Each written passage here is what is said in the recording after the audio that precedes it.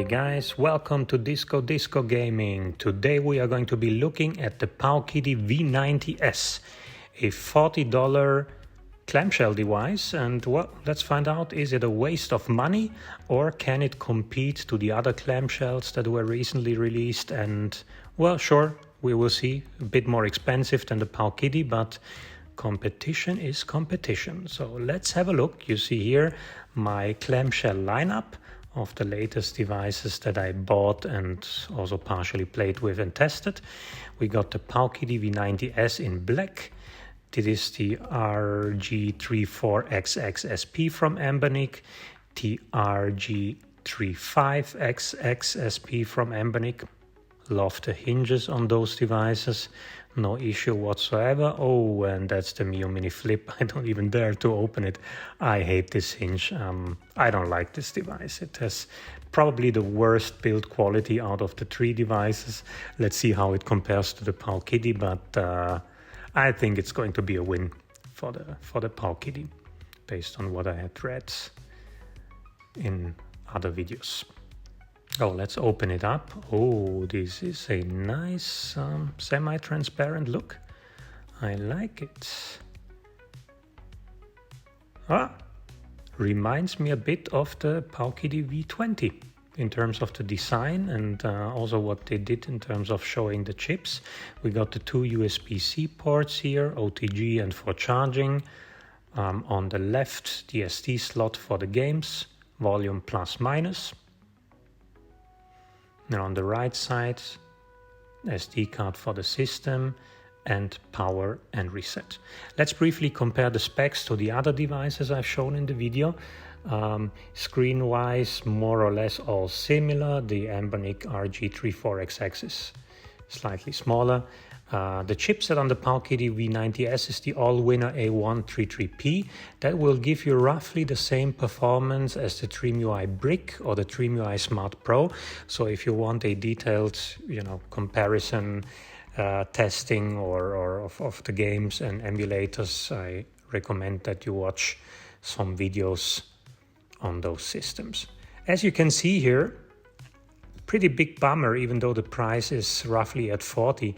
No built-in Wi-Fi, no built-in Bluetooth. That is a bit of a shame. I would have gladly paid $5 or $10 more to have that built in, but nope, they didn't want to do it. I guess they wanted to be as cheap as possible here. But let's see, how do they compare? From left to right, RG5XXSP, the Powkiddy, the T4XXSP, and the Miyoo Mini Flip. You see size-wise, the first two are pretty similar, almost identical, I would say, whereas the 34XX is closer to the Miyoo Mini Flip in terms of size.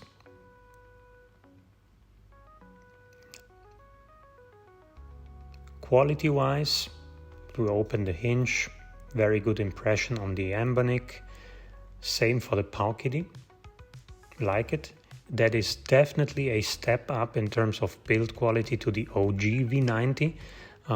Feels like completely two different devices here. Anbernic 34XXSP also very nice, and yeah, the Miyoo Mini Flip. That is probably a waste of money. Leave it up to you. Look at some other videos. For now, we'll throw it to the right here. Now let's fire up the Powkiddy V90s. Let's see what we got out of the box. Just as a disclaimer, I got the version with the system only, so no additional games installed. So on the right you see the one SD card I've used. No games on there, but still I want to see what the factory experience is. We got this nice animation going here.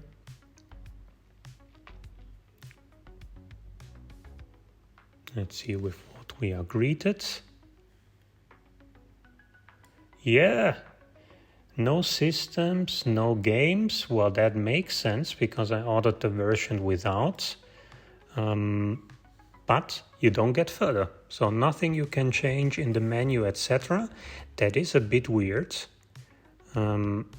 not the behavior I was expecting. Yeah, after doing some digging here in on the internet, it seems like it is a known issue. So basically what you need to do is to reflash the SD cards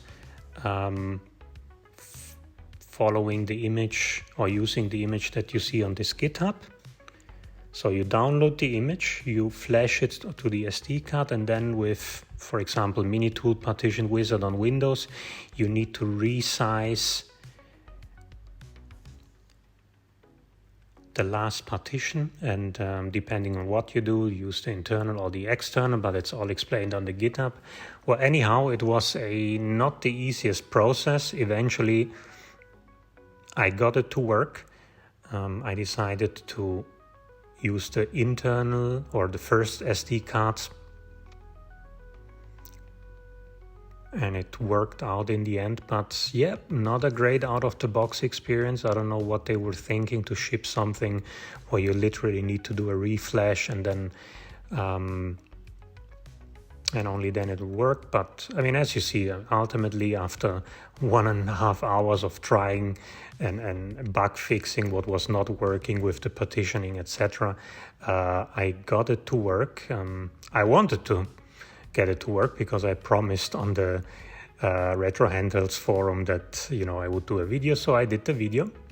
And yeah, I mean, it works as expected. I think no surprises here in terms of the chipset. It is, you know, as I said, should perform like the DreamUI devices. I also got some Dreamcast on here. Let's fire up Crazy Taxi just to see if it starts and if it works without any stuttering issues.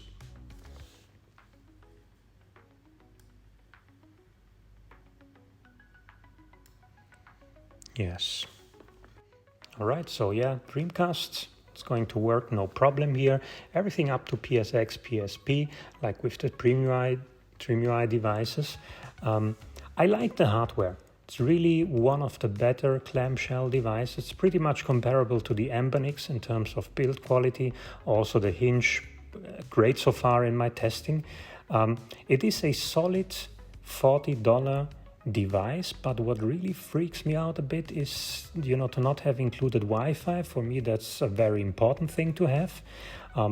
If it's a device you want to give to your kid or someone that is not, you know, interested in retro achievements, etc., I think this is a good option. What bumps me out though is, why do you include an operating system that doesn't work out of the box? So you literally need to reflash this, you know, then insert the card, wait for the list to populate, take out the card, put in the ROM. So, I mean, it could have been easier. So if you want to spend that time, I think it's a solid investment, unless buy an Anbernic. Thanks a lot. Take care, guys.